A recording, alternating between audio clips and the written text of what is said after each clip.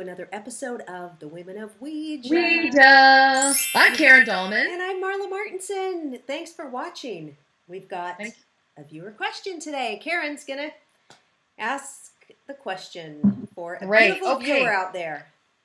So this question comes to me just recently, and it says, I am wondering, can you use the Ouija board in your bedroom? And she talked about how her space is not that large in her house, and it just made sense to do it in her bedroom. And then I also thought, a second part of this question, which she didn't ask, but I'm going to state it, is where else can you use the Ouija board? Are there places where you shouldn't use the Ouija board? So why don't we start by answering this question first. Can you use the Ouija in your bedroom? So, this is what I'm going to say. Yes, you can. But I'm going to be a little hesitant here because you're asking that question and you're wondering, it tells me there's something else there that's lurking that you're not sure why you should do that. First of all, only use the Ouija board in the spaces where you're most comfortable. If you can get beyond that and you're not worried about using it in your bedroom, then you can use it in your bedroom. I've used the Ouija board many times in a bedroom. I was a young kid growing up at home. I just had a bedroom, and that's where I did the Ouija board. I used it a lot in college that way. And to this day, sometimes I do take the board into my room. I know Marla does too, and I'll use it there by myself, if it's by myself. And with a partner, sometimes typically I'm more in a living room or another area of the house. But yes, if you're comfortable, you can use the Ouija board in your bedroom. And I think probably underlying that is, will any, negative things stay? Listen, I do the board. I don't get negative things. You don't have to get negative things.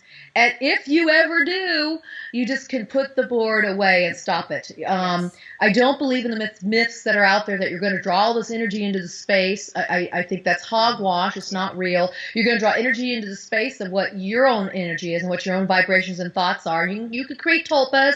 You can create thought forms, and they're just as real to you, but you don't have to. It's what you choose to. Yes. So, yes. You can use the board in your room, but make sure you're comfortable when you use it. What's your take on all this, Marla? Yeah, I do use it in the bedroom. Sometimes I'll just bring it in and I'll sit there and I'll put a pillow on my lap and I'll have some questions I want to ask because it's in the evening or whatever. And I get my angel mirth comes on, and I love working with Archangel Michael, and he is very strong and protective for me. So I call him if I'm taking a flight on a plane, if I'm going on vacation, I want him to protect our house. And every time I use the board, I will call him in and say, please protect this space and monitor only those entities, angels, beings of high vibration are allowed here. And then at the end, I also say, please, if anybody has gotten through, please escort them out and close this space and fill it with white light. And I say that, and I've never, ever had a problem.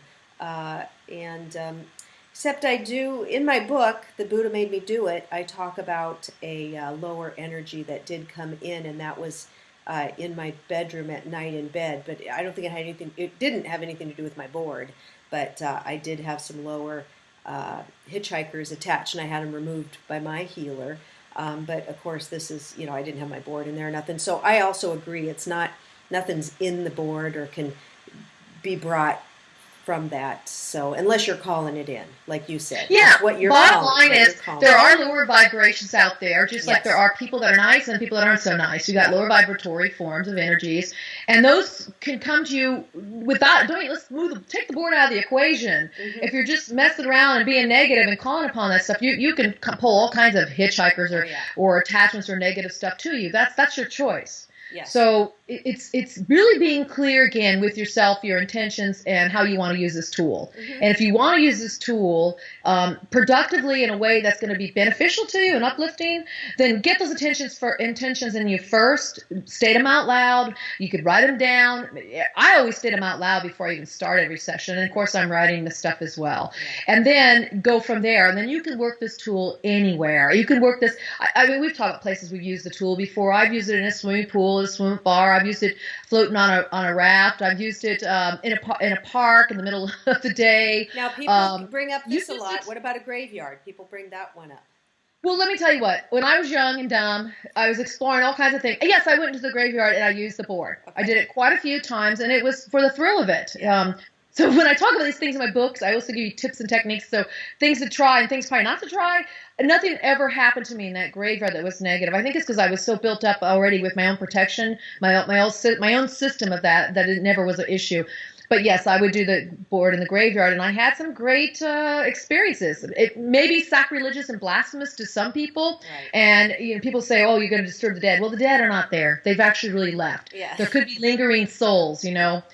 Most people when they die, at 95, 98, 99%, I'll even go that high to say they move on. 99.9%, but even go that high to say they move on into the other realms, the other places they need to go.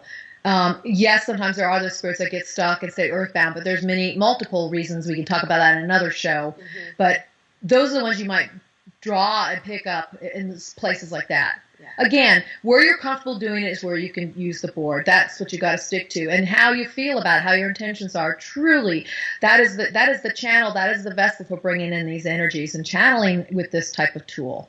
Yeah, and like we've spoken before, you can write the letters on a paper bag and use it anywhere. And I've sat in the airport waiting for a delayed flight and just pulled out a piece of paper and wrote some letters, and then used my finger to just talk to my guardian angel, so it was That's right. It yeah. works. Oh, I remember a time I was in San Diego, and my partner and I were in an atrium in the middle of a beautiful hotel, pulled out the Ouija board, started using it. We didn't even care, and nobody really even noticed, It's like, who cares? What are they doing? These two old adults. But, it's fine. I was comfortable, my partner was comfortable, and then so therefore it worked, and it worked very well. All right, wonderful. Well, let us know, you guys, where you've used it and what your experiences have been. That's right. Talk to you later.